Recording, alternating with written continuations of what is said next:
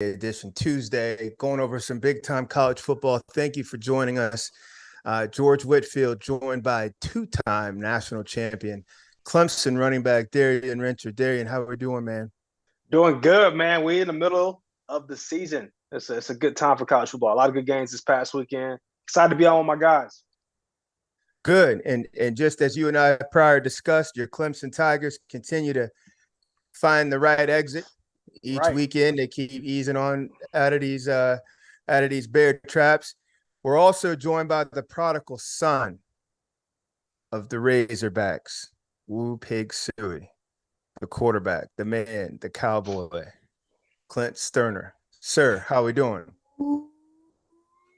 Hey, sure. Let's go, baby. What's good, fellas? It's good to be here. It's always good to be with you boys tonight, man. Hey, come on. Hey, Darien, that woo right there lacked a little bit of zest like it had. Yeah, it sounded a little 3, off. 4. A little off. Yeah. Hey, it's been a rough stretch, man. Been a rough stretch. Ease up now. 4-3, baby. 4-3. I respect it. Field of 12 after dark. You can join us on Sirius XM. There's an app. You can find us on the app and then get the merch. A lot of merch. We'll be going over it. A lot of stuff has been dropping. Field of 68.shop if you want to keep up with us there. Field of 68.shop. Big show tonight. Week 7 storylines. Who's going to win the Heisman? Bunch of spoiler alerts. We got some wedding crashers we're going to go over and much, much more. But first, 'tis our tradition, the toast. We got toast. Darien, I'm going to start with you. We're going to go down south. Go down south. Who are you honoring with your toast this week? I'm going to go to the team that's coming to homecoming for Clemson. I'm going to go with Syracuse, man. Syracuse is sitting 6-0. Just salute to what Dino Babers has done with that program. I told y'all, like week 1 or maybe week 0, Sean Tucker was my dark horse running back, and the dude's having a good year. Syracuse is 6-0. And look, who would have thought that they would have been able to come into the Valley, be undefeated, and been sitting at number 2 in the ACC right now, behind us. Then I think ahead of Wake Forest, NC State, all these teams. So shout out to Syracuse. That's what my toast is going to. Hey. And for those of you that's been riding with us, Darien did say as much. Really threw us off in the preseason show when he was waving this big old 30-foot flag for the Syracuse running back. I thought they must be kin to each other. No, game recognizes game. It played out. Syracuse is doing its thing. Clint, where are you taking your toast, sir? Man, I got a lot of angles here, George. I got a lot of angles, man. I mean, I could go with my Astros, who they're cranking up that CS tomorrow versus them Yankees. But, it's kind of low-hanging fruit here in Houston. I could go with my boy Brett Bielema, sitting at 6-1 in Illinois, knocked off Wisconsin, knocked off his old one of his old stomping grounds, Iowa. Then he rode that damn boat for them boys in Minnesota too, sitting at 6-1. But I tell you what, I'm going with the lowest of low-hanging fruit available, George. D. Who you going with? Tennessee and Alabama, and them 2 quarterbacks in particular. Bryce Young and Hendon Hooker. And I don't hesitate 1 minute in saying this. That was the best college football game that I personally have ever watched from a quarterback perspective, with both quarterbacks, one on each side of the football, going back and forth. When you talk about technically playing the game at an extremely high level and doing it for 4 quarters, not just in one big moment, when you talk about making NFL caliber throws time and time again, when you talk about pressure is just, we're busting pipes or we're making diamonds, baby. And these 2 guys turned into jewelers. They were straight dealing. And I can't go anywhere else with it, George. It is, I can't even think of another game where 2 quarterbacks, not one, 2 quarterbacks dominated the entire ball game, one on each side of the football. Here's the Bryce Young and Hendon Hooker and every bit of their supporting cast. That shit right there was beautiful. That was that premium, huh? I agree. I agree. Come on, man. Y'all see these numbers? B. Young, he was 35 of 52, 455 yards and 2 tutties. Hooker was 21 of 30, 385, 5 touchdowns, 14 carries, 56 yards. Whew. I mean, bro, the highlights don't do it justice, Wrench. They don't do it justice. The only game I can think of that I've seen like that happened to be in Clemson when Lamar Jackson came down. He brought his troops down and went toe-to-toe with Deshaun Watson. Now, I will say top 5 matchup too. Very similar games. Man, the top 5 matchup came down to the last play of the game. My feet are in the end zone, and my JV duties, so to speak, for game day when I'm on the field with Coach Corso to keep him from getting run over and keep him on the field.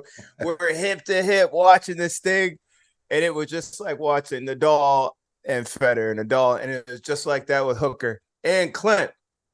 We said this on Saturday night. My respect level, first of all, it was a coming out party for Hendon Hooker, who already been making noise. But again, the respect level for Bryce Young that night. Come on, man. How many quarterbacks go down 28-10 off of being out for 2 weeks with a sore wing? And they do like this. Got them right where I want them. Down 28-10 in a hostile environment. That city has never been more alive in 30 years. And he really put them in a chance to win it. Like, he did everything he could. Put them in a chance to win it. They come roaring back. If you fell asleep and you cut the game back on, you'd be like, what the hell is this? All tied, 49 all. Right. And then Tennessee's kicker came down, hit that knuckleball deal. The rest is written. But, yes, I agree with you, Clint. One of the all-time classics. Both generals were out here doing their thing. I give you that on that. Cheers to the two warlords. My toast, I'm going to go out west because they keep getting written off the Pac-12. But, there's some cannibalism and always going to happen. But to a coach that we once looked at like Lincoln Riley, and then he made his splash in the NFL, and then he came back and found a college town and a college home, and he got this program that was always looked at as soft. And last week, they beat who we arguably made the toughest team in college football outside of Jurassic Park, the biker gang, and they beat him down. He's got a physical, gritty bunch that happens to play right outside of Hollywood. Not their fault. But here they are, the UCLA Bruins and Chip Kelly. All hopes of the West Coast are now pinned on them. And honestly, I don't think they want it any other way. To Chip Kelly and the Bruins, they got a big one this weekend in Eugene. They're going to go up there and dance. Best of luck. But finally, we got some ball. We're playing in out west, meaningful snaps. Shall we go?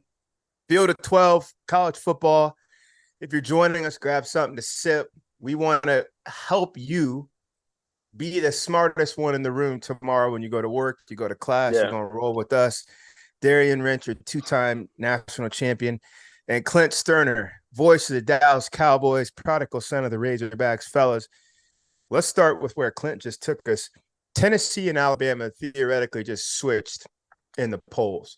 Right. One that was 3-6 and the other one that was 6-3. Darien, I'm going to start with you. Did they get that about right? And honestly, does it really matter right now? Who is Ohio State's 1, Georgia's 2, or is it Michigan 2? I believe it's Georgia, Ohio State. Ohio State. I know every poll to me that top 4 kind of gets switched around. I've seen some people at Tennessee at 1. So it's Georgia, O State, Tennessee, and then they got Michigan at 4 and Clemson at 5. Yep. To me, I don't know how Tennessee. I guess what evidence is Georgia number 1 over Tennessee? That's my only question. To me, I feel like I wouldn't be mad if they put Tennessee number 1. Whoa. Now I like it that you stepping out there. I like that, Clint. We like that. If we're going off this season, as far as swing, but you got to factor in they've been the most invincible force in college football the last 18 months. This year, people have put hands on them, but they have still won. That's why they're 1. Clint, that goes into narratives. That's all. That's what I'm saying. All narratives in college football, like we talk about all the time, it's all narratives. Yeah, I'm saying based on this season. It's also a narrative. Have you ever seen the movie Knock Around Guys, Darien? I haven't. That's a sign homework to you. Vin Diesel in Knock Around Guys, he goes in there, you'll see him, just watch his character. It's also a narrative. When a dude walks in a bar, confrontation, somebody else is on the floor. He walks in, somebody else is on the floor. George has been knocking people out. That's the narrative. Yeah. And it used to be last year, it was more white walkers. They looked invincible. People still get knocked out. Therefore, it really sustains. Now, Georgia 1, 2, really, you just need to be in the top 4. That's really it. No, I agree. But besides the first game, Georgia's has obviously blown people out, but they've also had more close games. They had, like, I forgot who they played. You know what I'm saying? They had some hiccups too, where they kind of found a way to win the game. To me, Tennessee, every game they played close has been a good team. They played, I think it was Kentucky close, and they won. You know, they beat everybody. So if we're going off this season, just like the way they're playing, to me, it won't be the craziest thing if we take the labels away to put Tennessee at 1. They just beat Alabama. They beat them. They've also beat a couple of teams. They're playing really well. Like, I don't think it's the craziest thing to say. And then they got Georgia. To me, the college football playoffs, the way it's set up right now with 4 teams, they're always going to make it to where the in-season games, here's a cheat code, everybody. The in-season games are always going to be highly rated so it could be more viewership. So they're probably going to put Clemson back in until Tennessee plays Georgia, because that's going to be a top 4 game. Ohio State plays Michigan, top 4 game. Mm-hmm. That's just how, you know, he said he got. Look, I wouldn't do the same thing if I was trying to make some money. I would do the same thing. That's how it works. But also, the basic cheat code is get knocked out, you drop. Right. Knock somebody out, you rise. That's also a cheat code. Clint, the rankings. I want to talk rankings real quick, and then I want to talk really what's supporting these rankings. Georgia's defense is one of the best units in college football.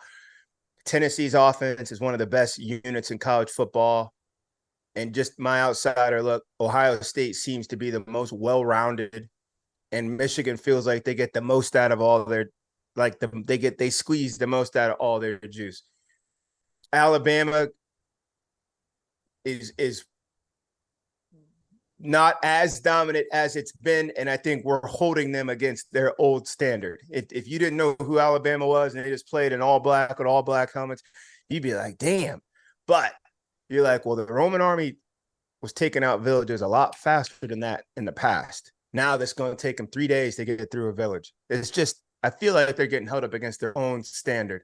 How do you see the top 5 or the top teams? And then where do you see the true power in the units or in these all-around team efforts? Yeah, look, I think the only complaint that I have when you look at, say, the top six football teams in America right now, because Alabama's sitting 6th, the only problem I have is Ohio State. And I know they're a really good football team, but at some point, guys, we got to hold strength of schedule against them. They hadn't played a team over 500. Ohio State. And guess what? They ain't playing one this week over 500. They're playing another 3-3 football team this week. They're going to be 7. It's going to be week 8 versus Penn State before they ever play a team that's above 500. Well, but there's how it happens to be, and there's what they set it up to be. Last year, they took on Oregon right out of the gate. And the year before, they took on a monster. They've been taking on monsters now. This year, they took on Notre Dame. Notre Dame came in top 5. They just haven't to beat George. They're 500, bro. I understand they're 500 now, but you can't tag that on to Ohio State, can you? Shit, I mean, look, it ain't. I mean, I'm not condemning them. I'm just saying we can't ignore it.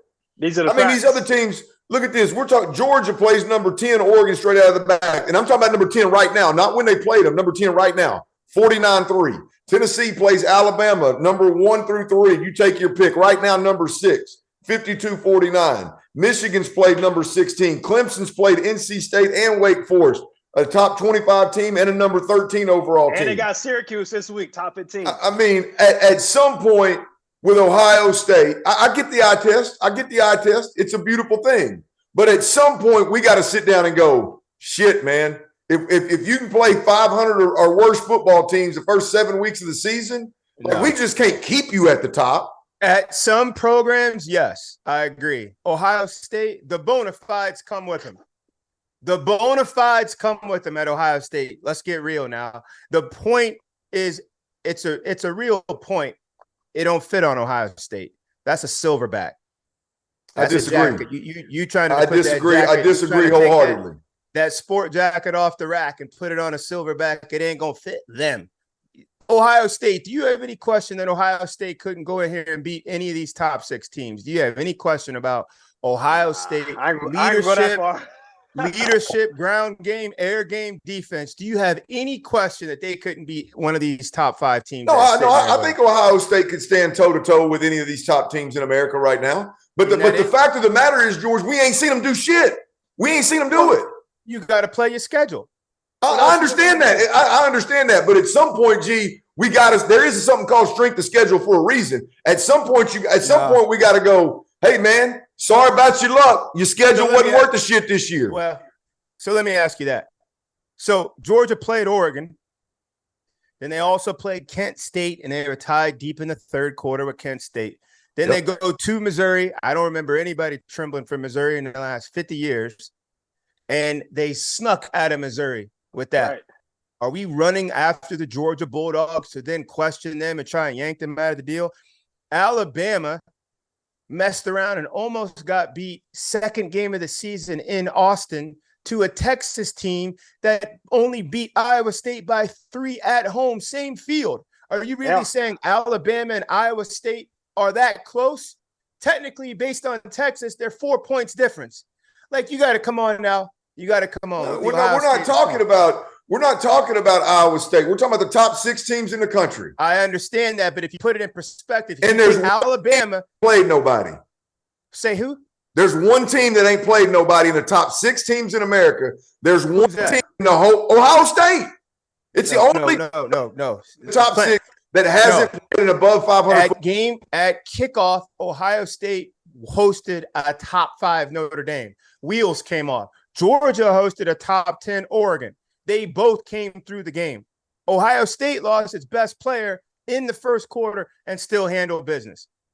Like, you got to get real. Oregon has been able to bounce back. I disagree. Notre Dame's quarterback has been out for the season. At kickoff, Ohio State, they beat a top 5 team. You want them to be George, Arkansas was, at one point, Arkansas was number 10 in the country. They're not number 10 in the country. We can't go and give somebody credit that beat Arkansas. A&M beat Arkansas. You beat number 10 in the country. No, you didn't. You beat a 4-3 football team. You got to beat the teams that lay in front of you. Nobody's knocking Clemson. Clemson's at 5.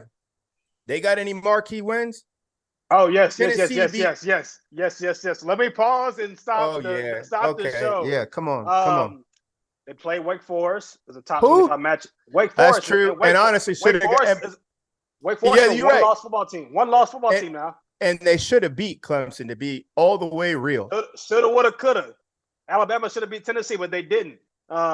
They beat Wake Forest on the road. They beat NC State, which at the time, Devin Leary, first rounder, some people say. They beat him. And now they obviously lost. They lost Devin Leary, so their season might tank, which Cliff, but that's supposed to, is that going to count against Clemson? No.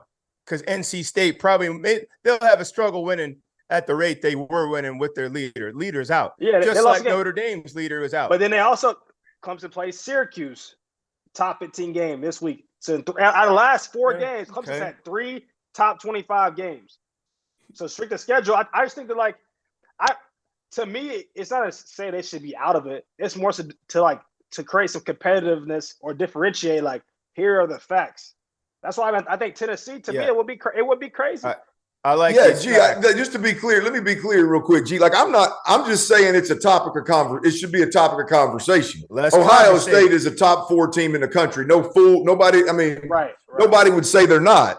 I'm just saying one thing on this list of undefeated football teams that are ranked in the top 10 in college football right now. One thing that sticks out to me like a sore thumb is the fact that they have not played a team with more than 3 victories on their schedule. Yeah, but here's the thing. All you got to do is stick around. They're going to play number 16 Penn State coming around the corner. They're going to play number 18 Illinois coming around the corner. And they're going to play number 4 Michigan coming around the corner. It's all coming. And at kickoff, they played the number 5 team. So to try to stop that train in the middle of its ascent and say, I don't see a whole bunch of no. They can't account for other people's injuries. You go in, you play the games you played. Has Ohio State looked vulnerable in any game this year? Alabama has. Georgia has. Have we looked at any Ohio State game and said, damn, they almost got beat? Is Missouri somebody? No, I mean, look, I'll take it. I'll take the silence.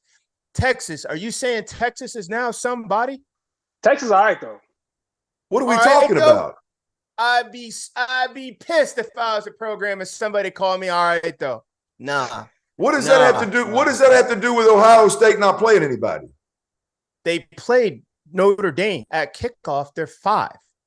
And then they got 3. They got their whole side of the conference is backloaded. Michigan State, Michigan, Penn State, Illinois, and here comes Maryland. They're all waiting on them at the back half. And they go in the front half. And they go handle it, then we'll change the conversation. The conversation shifts. I'm just saying we can't. This is exactly what we can't do, in my opinion, George. We can't sit here and talk about, well, Georgia played Missouri close. They beat them, but they played them close. Missouri ain't worth the shit. That's going to justify Ohio State playing 7 straight teams that we now know who they are. We now know who Notre Dame is. So here's the difference, though. So Illinois and Ohio State do not play each other, but Alabama and Georgia have played 1AA teams to get where they're at. Ohio State has beaten all 1A teams. There's a difference. So you keep talking about the big win here, but you ain't talking about that roadkill these guys in the SEC often sign up for preseason as well. And I'm going to say it again. Alabama eased past Texas without their starting quarterback by a point and got out of there. Same Texas team barely survives Iowa State. Is anybody calling Iowa State a quality win? That's only 4 points difference. Georgia goes to Missouri and was on the ropes all night. Is that a quality win? No, it is not. I accept your silence as confirmation, sir. I accept your silence. That's round 1 to me. Clint, thank you for rolling on that. If you just I totally disagree, but for the sake of moving on, I'll let you defend Ohio State to the nines. I'll let you go out there and tell America Notre Dame is a kick-ass football team right now. I'm surprised you got no jersey hanging up back there. He might have one about a Vince Young, might have a Braxton Miller jersey. Oh yeah. Hey, another superhero. Braxton's a man. I just looked at the referee on that last one. He told me that last combo. He's out. He is out. Thank you, sir. Clint, you get the next one. Here we go. So, next, Georgia and Ohio State. Can anything derail these two? Great question. I think the answer is lying in the tall grass. Clint, we're going to start with you on this one. Looking at the Buckeyes with that quality early schedule and Georgia, can anything derail these two? For sure. Well, hell yeah. I mean, you just got through defending Ohio State to the nines and talk about how backloaded their schedule is. So any of those teams could potentially derail Ohio State. I don't think there's enough football left for 1 or 2 of them to fall below 500 or get to 500. So we can trash that narrative maybe by week 8 or 9. And then with Georgia, you got Tennessee coming down a pipe. So yeah, look, I think either one of these teams or both of these teams have some legit, some serious matchups left on their schedule that are going to be a problem to deal with and could potentially derail them. No question about it. Darien, can we rate the two of them in or not yet? No, because it's going to be interesting. I think to me, the way the college football players are set up now, the only way you could pencil, there's really no way to pencil anybody in. It's because it's really going to get interesting if UCLA. So, all right, here's first scenario. So if UCLA wins outright, the Pac-12 has legitimate reasons to have somebody represented from that conference in the playoffs, right?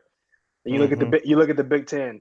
The fact that Ohio State and Michigan are on the same side, that there already poses a question for the top 5, and that'll be a top. if they went out top 4 game. And so whoever wins that game is going to have a chance to go play for the conference. The only way like that, to me, the only way this would be interesting. This has happened before. Say if Michigan beats Ohio State, right? And Michigan goes ahead, but Michigan loses in the Big Ten championship. But then the team they lost to the Big Ten championship was like a 7-4 Wisconsin or 8-3 Wisconsin or something like that. Or Northwestern, whoever's on that side. Then Ohio State can get back in. But I thought there's going to be only one person from the Big Ten. And I'm not saying Ohio State's going to be that team yet. You look at the SEC, same thing. Now Alabama has 1 loss. And who's to say Tennessee doesn't go beat Georgia? Even though, I guess that's a different size. So now this year, more than ever, the competitive depth within the conference is going to really prevail, because in the past it's always been like even like last year, Georgia and Bama both made the playoffs, and then I think they split. Whoever won the SEC championship, and then they went on to Bama won the SEC championship. Yeah, Georgia went on to win a Natty. But this year it won't be. I don't know if it'll be like that. But to your point, it's really the Cold War between the Big Ten, the SEC, and the weight of that both conferences. They're all sitting at the top. And the question kind of wrote itself. Georgia has Tennessee, hottest team in the nation right now, waiting on them. And Ohio State's got Michigan waiting on them. Right. So, yeah, both teams have a lot. Just to circle back, and our producer, Trevor Valise, sent over a little something just for thought. Georgia, in this early season, stop me when you start trembling.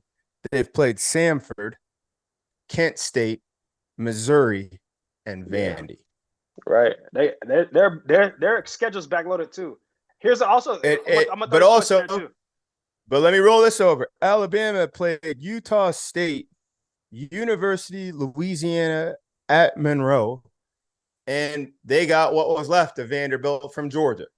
Right. Let me know when you're through. Let me know when you're ready. Not to mention a Texas team that rises, then they're drunk, then they rise, then they're drunk, and they actually caught them on a rise day, but they caught that Texas team 3 series in, backup quarterback, and Bama beats them by a point. Now, nobody loves the Roman army like me, but I'm just simply saying we got to keep all this stuff in perspective. Samford, Kent State, Missouri, Vandy? Hang on. How about Arkansas State, Toledo, and Rutgers? How do those sound for you? Because those are all 3 on Ohio State's schedule. Rutgers, a Big Ten program. Toledo has a nice quarterback down there. They nice. Now, I get you. Ohio State's backloaded, but you got to also throw that Notre Dame team in there too. But I'm just simply saying to point out everybody got layups. Everybody's played close games that they shouldn't have been in that dogfight with. There ain't but one team. Ohio State's closest game was Notre Dame. And that was a much tighter ball game than it should have been, knowing what we know right now. But your best players also out of that game, and they still handled the business. I'm saying, George, you're talking. You're talking out both sides. Notre Dame, I could have went and quarterback Notre Dame. They were awful offensively, so let's acknowledge that. And the same offense you're talking about lost somebody, scored 77, 52, 49, 49. I mean, what are we? You talking about the Buckeyes? Yeah. Yeah. How important is that receiver? They went out there and scored 77 against a Toledo team that supposedly is a good football team. And I mean, what are we doing here? And to me, that's reinventing yourself. You don't have your fastball. You turn around and then still have that much firepower. Oh, shit, George. That much firepower. I don't know. I agree with you, but I don't know if it's Smith and Jigba. I think C.J. Stroud's the best player on the team. I think without C.J. Stroud, you lose him. Then you question agree, things. But you ain't throwing to yourself. But you act like Ohio State got more players than Smith and Jigba. He's the alpha, but at the same time, they ain't hurting for talent at Ohio State. They got plenty of guys. They're not, which is why they're sitting right where they should be in the top 4. You cut off one of them tentacles, and they got 12 more coming. They're going to be there. They're right where they should be. But I welcome this dance about Ohio State. But I honestly, backloaded schedule, Clint. Backloaded schedule. Let's go to something different. Stay in the Big Ten. And this is a real question. Can the Wolverines really body blow their way through the season and get into the playoffs? If they went out there, can they really run the ball through the whole season? Again, last week, 55 carries. When's the last time you saw a team not from the service academies run the ball 55 times? Two backs had 150 plus. So two backs had 150. Here's my thing. I think. How did I know you would catch on to that, Darren? I be peeping like, and Blake Corum wasn't even the leading rusher for that game. His other kid. I would say this. I think you look at the Big Ten. Michigan has the schedule. I mean, if they go beat Ohio State, they go win out. They're gonna be in. I would assume they would. If they beat Ohio State, I would be willing to bet they will beat whoever is in the Big 12 championship, Big 10 championship. So I don't think that's pretty much a question. I think it's the same route is the same for Ohio State and Michigan. If they can beat one another, unless one of them like kind of lay an egg to a lesser team, that's going to be the game that really decides who makes it out of that conference, to me. But more than ever, like I said, it's going to be really interesting to me for this playoff decision is because there's a lot of good teams. And then even I want to go back to the SEC because, Clint, you can hit on this, is Tennessee and Bama aren't even on the same side. You know that what I'm saying? That was their crossover game. How about that? Right. So that doesn't even really matter for the SEC championship. Ole Miss is actually the front runner on the other side. And so Tennessee and Georgia really is going to decide who's going to play in the SEC championship. Then Ole Miss and Bama will play each other, and that game will really decide who plays on the other side. So to me, that conference is probably the one to really watch. You obviously got same thing with the Pac-12. I think the only way somebody from the Pac-12 makes the playoffs is if they stay undefeated. I can't see them putting in a one-loss Pac-12 team. I don't, and that's a conversation we might as well go into now. And Clint, let's just roll it to you. And we're having this spirited back and forth about the heavyweights. There's really no question about them. It's just, how pretty are they looking right now? If this crew stays up here like that, they stay in the front of the pack. Georgia and Tennessee and Alabama rotate or keep concentrating in that top 5, 6, and Michigan and Ohio State, they stake their ground in that top 5 or 6. Right. And like Darien said, by the time we get to conference championships, whoever's in it, if the SEC championship game goes into overtime or some kind of a nail biter, and the Big Ten game does the exact same thing, don't you have a real case that both teams that lost, who have been in the top 5 all season, could carry right on into the playoffs with the team that beat them? But I think there's going to be real accountability this year because you're going to have to honor the success of other leagues. To me, it's been easy to be a playoff on the committee because like nobody from the Pac-12 has really been dominant or been undefeated. So I don't really have a case. So if TCU, UCLA, and Clemson say they all stumble just one time. Is TCU undefeated? Yes. They are undefeated, right? Yes. Okay. And I know they got a couple of big games coming up. Yeah, I think it's going to be interesting. I personally think I can't see an undefeated team come out the Big 12. That league is exciting right now. They got a lot of people. It is exciting. They can go back and forth. You got Kansas State. Even the people at the bottom of that league can easily beat somebody at the top. I don't think there's a huge discrepancy like there is in the Big 10 or SEC. So that's going to be interesting to see. That's what I'm saying. It's going to be really like more so than ever before. There are a lot of teams, a lot of leagues that are going to give the committee some real accountability because you can't show favoritism like you want to for these Big Ten teams and SEC teams. So, but to me, these teams are going to have to play well. Like I feel like UCLA is going to have to play well. TCU is going to have to play well, or it's going to be like Michigan, Ohio State had a shootout game. Like obviously they're the 2 best teams. They're better than them. I said, it's going to be, to me, this is one of the most exciting years of college football because of the competitive depth across the board. And teams are really giving their conferences a chance to say, hey, like, y'all can't show favoritism. Put us in the big dance. And we're going to see. So let's go to this. And it's a little odd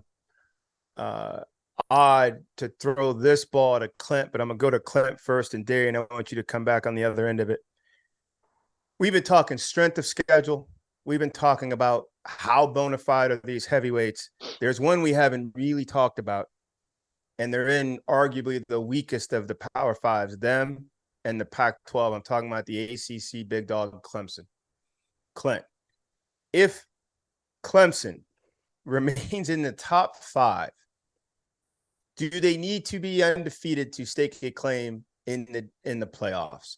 Yes. Coming out of this parts and pieces, LA Fitness conference that they've been playing in. Yeah, I think so. I think a one-loss football team that gets in is going to be a Michigan or Ohio State and or a Georgia, Tennessee, or Alabama. I mean, I think they're going right. I think if it boils down to one-loss football teams, I think that's what you got. Oh, and also you can go ahead and throw a potential USC in there. And the only reason I throw USC in there is but look, I mean, D, I see you. You got a point.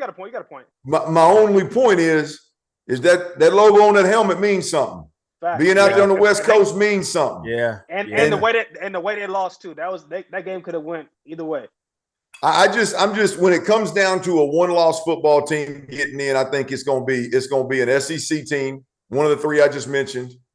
It's gonna be then the next in the pecking order is a Big 10 team that has one loss, and then I think it's ACC, and then all of a sudden it's USC. I'm talking about one-loss teams. Right. We're talking about if teams have one loss. I think that a one-loss Clemson doesn't get in over a one-loss. I don't think agree. Tennessee, Georgia, or Alabama. Does a one-loss Clemson get in over a one-loss USC? Yes, that's a conversation right there. Well, it depends. It depends. No, I think it's kind of. It depends the game. This is all about narratives because they vote after the conference play. So if we're going scenarios here, if Clemson lost in the ACC championship and USC won, USC would get in. I don't see. But the old algorithm is this: if you take a loss, take it early. USC will have a high-ranked UCLA waiting for them at the back end of the schedule. Right. They'll be able to kind of mold their way down, pick up steam, and there's going to be a lot of fallout above them because we just pointed out all the teams above them that still got to play each other. Right. Who's Clemson's big game left? Clemson they're playing them. They're to me, Clemson is Syracuse is the biggest remaining test. Hey, let's look. Let me go ahead and please let me set something straight. Let me set something straight because I think there's been some confusion and some clarification needs to be set in place. Look, tighten it up because I do understand the perception and narratives of the ACC, and which is that we have a weaker conference, right? But if we're going off that because we go off rankings, we go off winnings, games, we go off out of conference play, all that stuff. This year, the ACC has a really good conference. We have like 4 or 5 ranked teams or 4 ranked teams this week. Clemson has beaten 2 of them. They beat Wake Forest, NC State at the time. Syracuse, whether you like it or not, Syracuse is a top 15. So you can't. That's the number they got. Hey, this is the same guy who said Notre Dame was a top 5 team at the time. True. That's true. I'm going off the same rhetoric. Syracuse is number 14 in the country, undefeated, coming to the Valley. Out of the last 4 games, Clemson had beaten 3 top 25 teams. And may have, I'm probably going to say this, out of the last 4 games, may have the strongest strength of schedule. If you look at like from the first 7 games, who's played 3 top 25 teams? Is that crazy to say? I don't think anybody's played 3 top 25 teams out of the top 5. Who?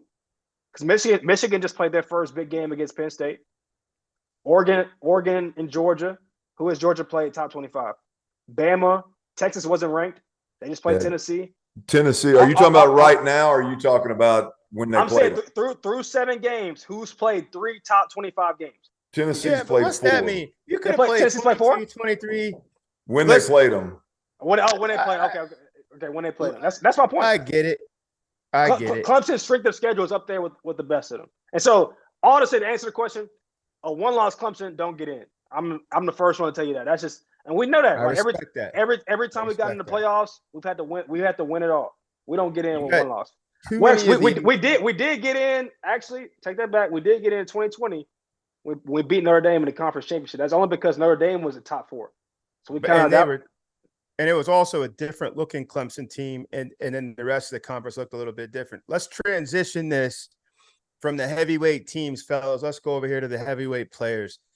Real quick, we got 5 minutes. Let's dance on this Heisman deal a bit. exciting so far. Some Right. years, one guy jumps way out, nobody's catching him, and then it's just kind of like, Yeah. who wants to sit next to him in the Heisman? Because that dude Right. knows he's not going to get it. Right now, I think this is the furthest we've been in a college football season in a long time with this wide of a race. Darien, let's roll with you first. Who is your front runner and who is your dark horse at this moment? I like Hendon Hooker. I think he's got the best story in college football. Transfer quarterback from Virginia Tech, goes in there and wins the job. He split reps last year, won the job towards the end of the season, played well, came back. Like, to me, the epitome of the process, came back for this year, came back ready, has led that team as best as anybody's led their teams in this country. And you take him off the Tennessee team, they ain't Tennessee. So I feel like he's the most valuable player on that team. And to me, it's putting himself in that top 5, top 10 quarterbacks in this year's draft. And like, he knocked out the big dog. And who's your dark horse? I don't know if it's a dark horse, but I think CJ Stroud has a case too. To me, he has the case. Hendon Hooker. If I'm a Heisman voter, if Hendon Hooker goes and knocks off Georgia, I think after that, I don't care what he does in the SEC championship. It's to me. You go knock off Bama and Georgia in the same season after you haven't beat neither one of those teams in a long time. Yeah, that's and you're playing well. I don't know how you could give anybody else the Heisman but him. Now, Clint, flip side, we'll see. Clint, he my man does make a point. That's some slaying. If you slay the Roman army and the White Walkers in the same season, and you're wearing burnt orange, that's something. A proud program that's been in the wilderness for a couple decades. That's some slaying. Clint, who would your front runner be? And then if not him, who? It's Hendon Hooker for me. I mean, he went from on the outside looking in. He was standing outside the red velvet ropes trying to get in the candle room, baby. And in one game, his ass went straight to there's the tables. The tables were elevated a little bit. That last table was elevated 2 steps. You know what I mean? Like 2 levels. Just stood up about 6-8 inches higher than everybody else. Hendon Hooker walked. He was out there trying to get behind the red velvet ropes. His ass got in the ropes and went straight to the VIP table, the number 1 VIP table in the bunch. And so I think Hendon Hooker's the front runner for me. There's no debating, in my opinion, what he's done. I mean, beating Alabama, they beat Florida, they beat Kentucky. They've beat up some really, really quality football teams, and they've got the most impressive win to date in college football, and they did it on his shoulders. 385 yards, 5 touchdowns, and if you watch the football game, there's no question about it. It was a complete performance. I will give you this. Alabama, if you go in and beat the Roman army, it does vault you straight to New York. Cam Newton beat them when they were number 1 undefeated. Wow. Manziel beat them when they were number 1 and undefeated. And Joe Burrow beat them. They weren't number 1, but they were undefeated when Burrow went in and got them. A big-time, prime-time performance against these guys, it does bode well. I still say CJ Stroud. It's just, to me, Hooker had that big moment, took clear advantage of it. And, it's just like hitting 4 home runs, when the whole nation's watching. But CJ Stroud, to me, is the best player in college football with Bryce Young on his ass. So, I mean, this is going to be a lot of drama. Real quick, give me one guy, non-quarterback. Clint, give me a non-quarterback. Oh, non-quarterback. Good gosh. Now you get into these guys. Blake Corum, I guess, at Michigan, putting up huge numbers. I don't know, man. I'm gonna be honest with you. Darien. I like Jahmyr Gibbs. Look, I'll tell you what. You asked me to do this. You asked me to have who's my favorite, Hendon Hooker. CJ Stroud's nipping at his tail. And I think the one guy in America that we're not talking about that could potentially get in is my man out at UCLA. I think if they continue to make the run that they're making and they run the table. That's not the LA quarterback I thought you were going to bring. I like that. DTR, a little love for the Bruins. Darien, give me a non-quarterback. My front runner was not front runner, but like non-quarterback was Jahmyr Gibbs, because I feel like through Alabama season, Bryce Young is the best player on the team. But you take him off that team, I think they might have 2 losses. And their closest games this year, he's been the brightest spot on their team. So if they can rally back, like I said, win that SEC championship, I think he could get an invite.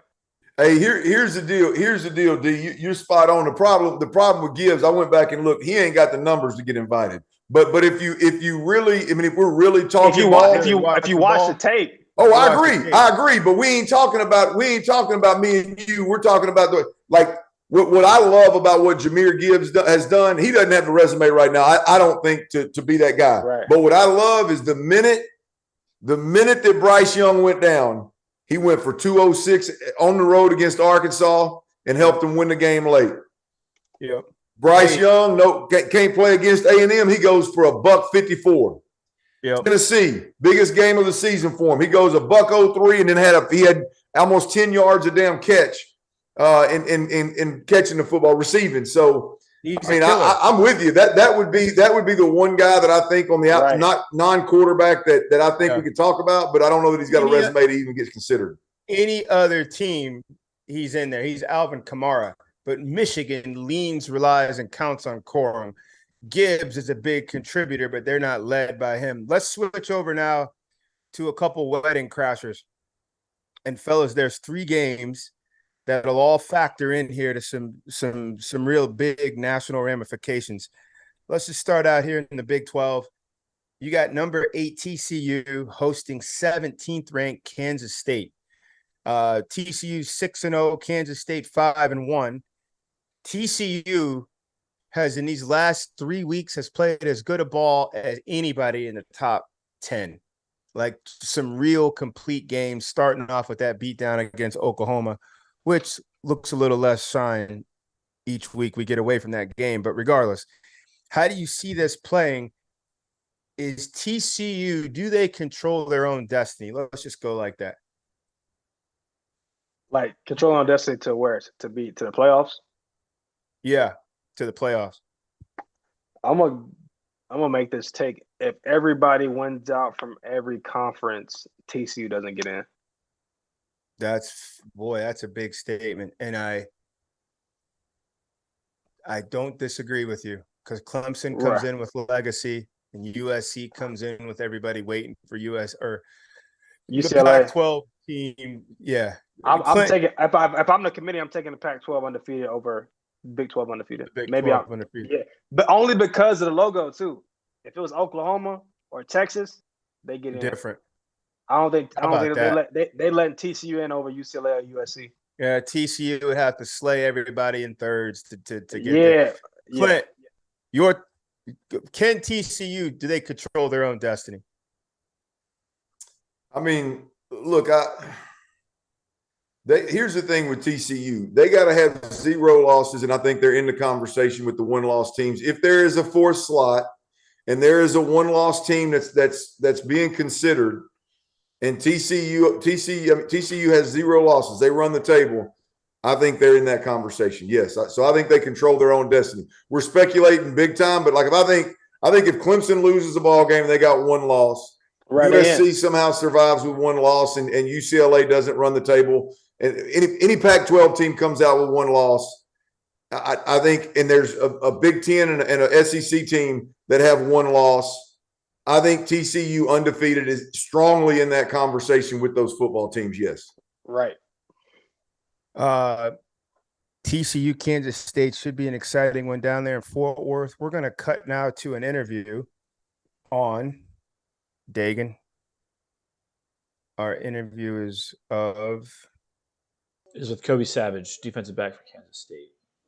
Yes, Kobe Savage, defensive back, Kansas State.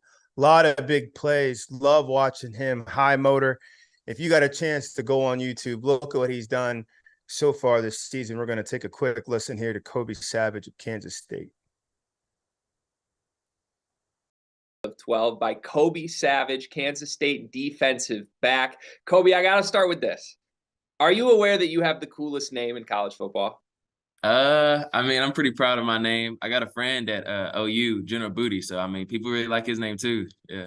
Yeah, he's got a good one. You're right. I'm glad you threw that out there. Big 12 guys stepping up for each other. But I can imagine you might have gotten some creative opportunities maybe now that NIL is the thing. Has anybody hit you up to, be the savage for a brand? Yeah, there's been a couple of companies just working out through a couple of deals. I won't speak on it right now, but yeah, it's a couple. That's good to know. I'm just glad your pockets are getting fed, man. You got to Yes, sir. capitalize off something like that. So your team is off to a great start this season, sitting atop the Big 12 right now, undefeated in conference play. But I'm going to go back, and I'm sorry I'm doing this. I want to go back to your one loss on the season because you guys lost to Tulane early in the year, and the next week you had to go to Oklahoma, and I'll just call it what it is. I don't think anybody expected you guys to win that game. What was the mindset of you and the team following that Tulane loss that allowed you to go in and get it done against Oklahoma? I feel like really we just came in with a chip on our shoulder all week at practice. We were on the grass field, so it was muggy, like hot, muddy practice every day. We were just going at it hard. Our scout team was going harder than ever. We made them give us great looks. And then just going to OU with the mindset knowing it's going to be a packed stadium on Fox. Our fans are going to try to travel, but it's not going to be that many people. It's just us versus them. So that was really just the mentality, us versus them. Everybody's doing their 111, just trying to make the job work, and we ended up doing that. I think in that win against Oklahoma at the time, a lot of people would have called that an upset. But now looking back on it and seeing the way both of your seasons have sort of turned in opposite directions, that wasn't really an upset at all. Do you guys feel that the expectations have shifted, and is there any weight to that now that you guys are atop the Big 12? Yeah, I do feel like, especially around the world, that the expectations of our team has shifted a lot. But we always knew coming in, even from the summer workouts, we knew what type of team we were. And I mean, there's a little bit of weight, pressure, but it's really nothing. At the end of the day, it's just football, being 1-0 each week. So give anybody who would be watching this or listening to this, give them just sort of the MO of this Kansas State team, because Dagan, our producer, and I behind the scenes were complaining that your guys' game this upcoming weekend against TCU, two teams atop the Big 12, and it's on FS1, which I know doesn't matter to you, but like, can we get game day involved here? Can we get ESPN around? So tell anybody watching at home that may not have seen enough of Kansas State yet, like, what is this Kansas State football team? This is like a very tough blue-collar football team. I'd say everybody on the team is underrated, ready to prove what they can prove on any level against any school. This game is definitely special to me because it's back home in Texas, and I was under-recruited out of high school and being undersized, a 3-star safety at a JUCO. So it means a lot to us. There's going to be a lot of guys just flying around, ready to hit something. That was K-State's Kobe Savage. Big game this weekend against TCU, a TCU offense that strikes early. They strike often. They got big targets. All the Wildcats will have their hands full, but they've been big game hunting all season. I cannot wait to see how that plays out. Let's go to the Bruins. And Clint, you mentioned him earlier, DTR. They can take a major step forward. Big primetime game this weekend against Oregon. Rare that the Pac-12 gets these type of games that merit the national attention. They're going in here against the number 10 ranked Oregon Ducks. How much noise can UCLA? Let me rephrase that. How could UCLA make noise coming out of this game? By winning it. I mean, you win this ball game, you beat Washington, Utah, and Oregon in 3 straight weeks. I think Chip Kelly in himself brings UCLA a lot more recognition than they've probably received in the past. I think there's some real legitimacy with him having success down there, and I really do. I believe that this Dorian Thompson-Robinson kid, DTR. I love DTR, by the way. I love the way that rolls off, the way it sounds. Really, really solid work by UCLA or his mom and pops, whoever put that DTR together. Well done. I mean, George, his kid's thrown 15 touchdowns, 2 interceptions. He's ran for 4 touchdowns. He's got his team at 6-0. They beat 2 ranked teams back to back. And I mean, I'm looking at this, and I think that this team obviously gets to 7-0, and they're carrying the Pac-12 on their back. But this kid, I mean, he legitimately. I mean, hell, I was just out there searching for a Heisman, like, just coming out of nowhere, a guy on the outside that may sneak in. But hell, I mean, he keeps this up, doesn't turn the football over, and his team keeps winning. there's a good chance that he could get in. So yeah, look, I think they got Oregon this week. They got USC at the end of the season. UCLA's got a real chance here, man. I agree with you, Clint. Darien, Washington, Utah, Oregon. That is the royalty of the Pac-12 to include the Trojans in successive weeks. And all of them have come in with big wins. Washington came down to see UCLA off a big win against Michigan State.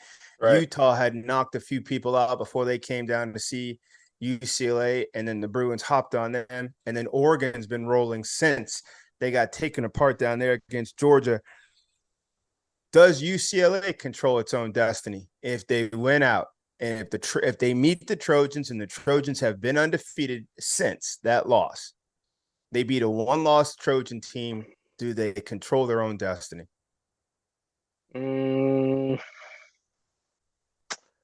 Versus, let me just add more. Michigan beats Ohio State by a field goal in overtime.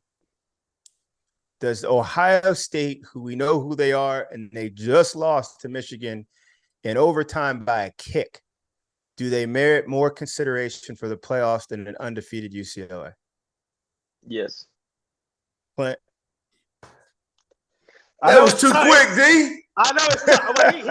That was too quick. He gave me a lot of time. I only say UCLA's got to be dominant, and like, but they haven't to whatever. I mean, back to the beginning of this conversation. Ohio State, regardless of strength of schedule, they've been dominant.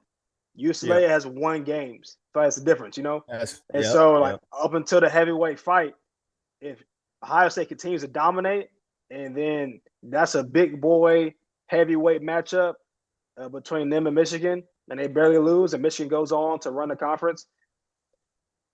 If UCLA is not dominating, it's worth consideration. Like, are they a better team? Are we playing favorites? Are we are we trying to do what's right? Or are we actually saying if we're betting money, is UCLA a better team than Ohio State? I don't know. I think I do know, but I'm just saying, like, but then obviously out of fairness, do you give an undefeated team who won the conference? Are you saying, like, out of fairness, they go do it? But then what if UCLA gets boat raced by like 40 points, like how Washington did back in like 2015? It don't matter. By that point, really, do they deserve to beat through the gates or not? Clint, let me ask you this last one. Hold on, Rich, you ain't wrong. Hey, poke that damn chest out. You ain't wrong. Hey, look here.